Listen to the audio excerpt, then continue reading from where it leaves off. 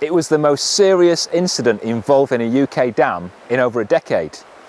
It was very nearly the most serious disaster involving a UK dam in over a century. When water started coming over the top of Toddbrook Reservoir's dam, the torrent began to pull away at the concrete spillway. Nobody's died because of an incident involving a UK dam in over 100 years. But on the 1st of August 2019, the worst wasn't just been feared, it was expected to happen.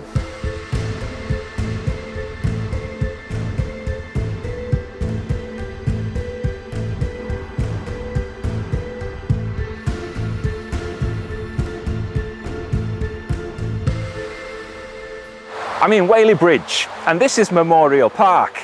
Just behind me is Toddbrook Reservoir. It usually holds about 1.3 million tonnes of water. It's massive.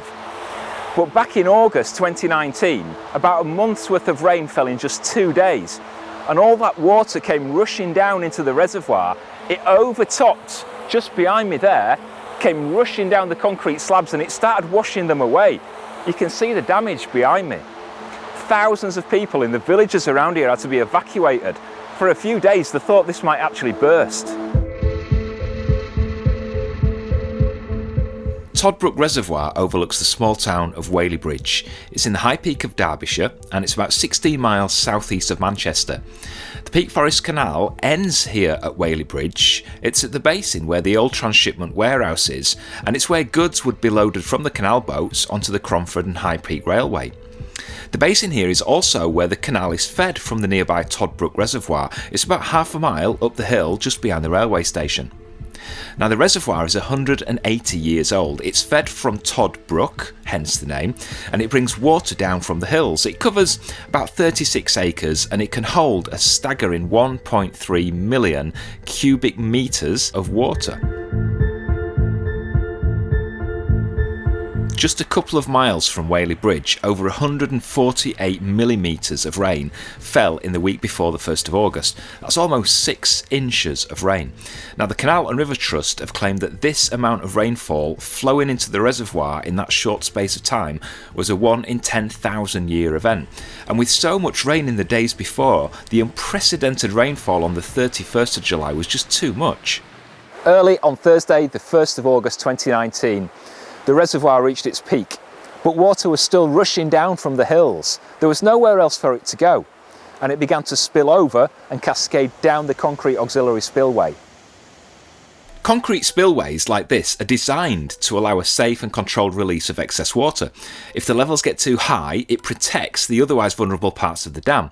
So the problem here was the concrete panels began to collapse under the torrent of water.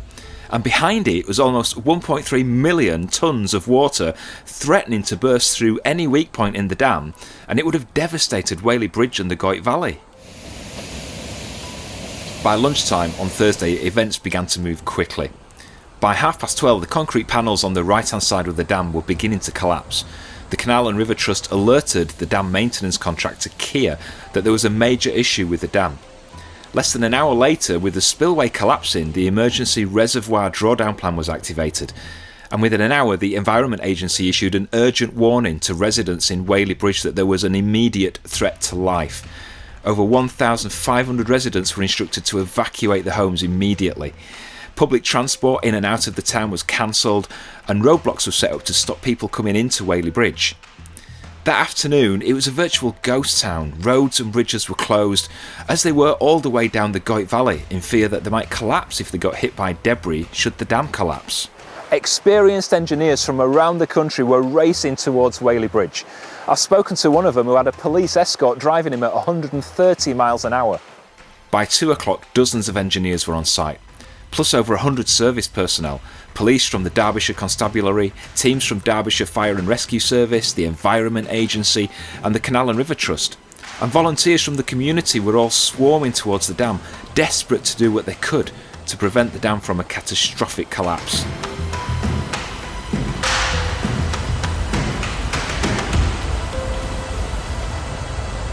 The priority was to stop the dam from bursting and save Whaley Bridge. It normally takes weeks or even months to empty a reservoir of this side, but the engineers had literally hours to get those levels down and make the dam safe. But there was nowhere for the water to go. With all the recent rainfall, Whaley Bridge and the Goyt Valley was already flooded. So what were they going to do? The reservoir's got two sluices that allow water to be released either into the Peak Forest Canal down at Whaley Bridge or into the River Goyt. But neither of these sluices were anywhere near big enough to drain off the vast amounts of water needed to reduce the level of the reservoir and ease the risk of the dam collapsing. So the engineers brought in 11 12-inch diameter pipes and some huge pumps, each one pumping a colossal 200 litres a second. That's like 12 bathtubs every second of water. Over 3 kilometres of pipes were laid, each one taking huge amounts of water out of the reservoir. And Toddbrook was diverted at its source at the beginning of the reservoir to stop any more water coming in. So with so much extensive damage to the concrete spillway and a large hole in the right side of it, why didn't the whole dam collapse? Embankment dams, like Toddbrook, are built from earth, but they've got a clay core. Now, the problem with this is that if ever the water flows over the top of the embankment, if it's just earth, it can be washed away pretty fast. And that's why they built the concrete auxiliary spillway. Now, fast-moving water works in a similar way to fast-moving air. Just imagine an aircraft. 2 wings, fast-moving air underneath it is enough to lift the weight of a jumbo jet. Fast-moving water acts in a similar way. It creates pressure reduction, like a suction. So if any of the concrete slabs on the spillway weren't sealed properly, the soil underneath could be sucked out as the water flowed over it. And that creates a void underneath which the concrete slabs would eventually collapse into. So part of the investigation, I'm guessing, will look at the inspection and maintenance of these concrete slabs. A local resident showed me photographs of the spillway before it collapsed, and you can clearly see vegetation growing from it. This photo shows vegetation right at the point where the concrete actually collapsed. Luckily, it's like the damage was mostly confined to the concrete and earth fill underneath it, and the vital clay core of the dam, the strength of it, seems to be intact. The next morning, Friday, thousands of people were waking up, if they got any sleep, in a local school or friends or relatives' houses.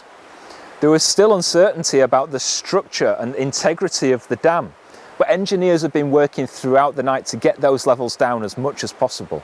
Engineers had managed to pump out over 100,000 square metres of water in just 12 hours, but the Met Office had issued another yellow warning for more floods in the days ahead.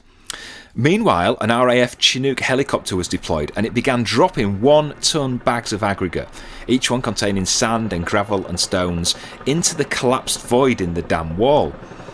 Even though the clay core was intact, the load on the core itself had to be replaced to maintain the balance, and eventually 600 tons of aggregate was dropped, along with about 10,000 sandbags. During the Chinook's operation, a section of the main A road, the A6, was closed, and it became a holding point for the Chinook to pick up bags of aggregate that were being filled by trucks and then taken over to Toddbrook.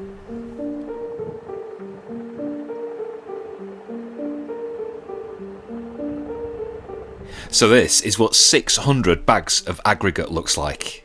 Wow, the orangey stuff you can see seeping between them is like a waterproof expanding sealant. It looks like some weird industrial melted chewing gum, but it's holding everything together and making sure that the load on that vital clay core is balanced and stable.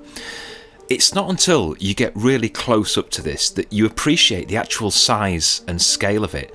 How huge each of these bags are, and the size of the concrete slabs that have just disappeared. And the sheer size of the hole in this dam wall.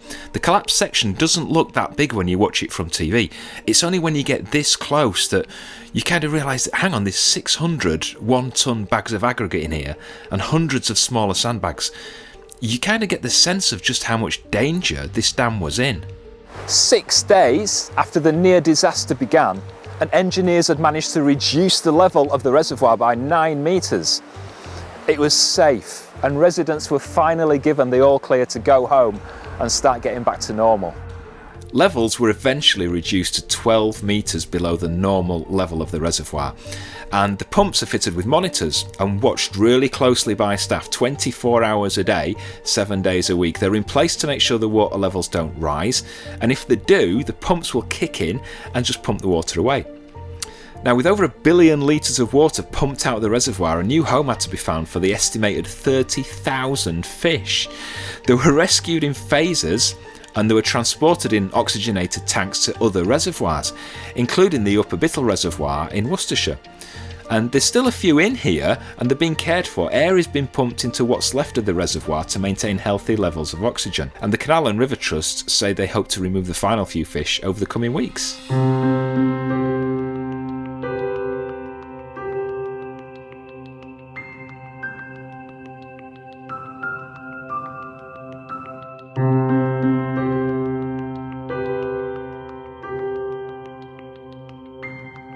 There was a meeting a few weeks ago in Whaley Bridge, and the Canal and River Trust told residents it could take years, 3 more years, to repair and rebuild Toddbrook Reservoir to bring it back into use. An independent investigation has been launched and the initial findings are going to come back to the Environment Agency before the end of this year. The public will learn in 2020 what happened. Some people put it down to climate change. Freak weather events like the ones we saw in July and August are getting more common. Other people are more sceptical, saying it's to do with inspection and maintenance. Maybe it's a combination. I guess we'll find out.